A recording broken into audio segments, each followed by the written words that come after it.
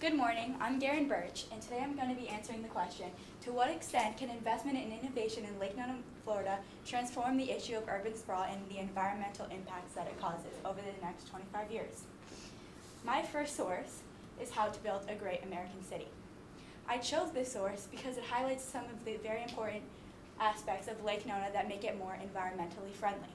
These aspects include things like walking and biking trails, which reduce the need for cars, and which thus reduces the CO2 emissions.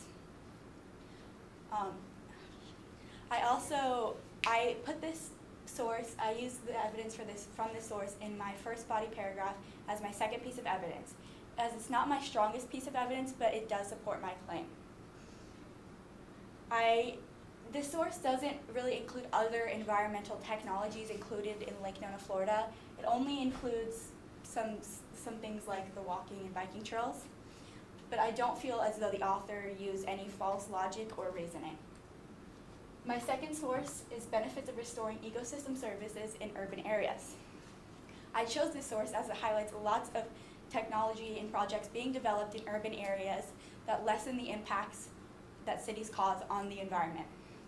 Some examples are the Green Space Project, which is trying to create gardens and parks in urban areas, and by creating these parks and green areas, this reduces the amount of CO2 emissions in the air and also lessens the effects of the urban heat island effect. I put this source as my first piece of evidence. This is my strongest piece of evidence, and I thought it's a good building block to understanding the rest of my essay. I wish that the author did include more projects than just the green spaces, because it's mostly focused on the green space project that's included in cities. But I don't think that the author used any false logic or reasoning. My third source is what is urban sprawl. I chose this source to include evidence to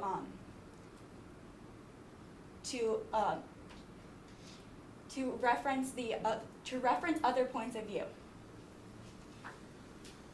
I included this piece of evidence because it addresses negative effects that cities have on the environment, and the other articles that I mentioned do not. They only address positive effects. I put this evidence in my counterclaim paragraph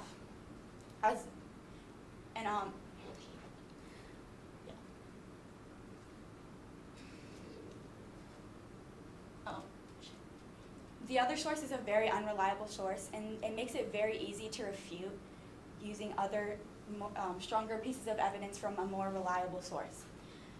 Source 4, the vision of a smart city, is the source that I use to refute the counterclaim. This includes many of the projects being developed in order to make cities more smart.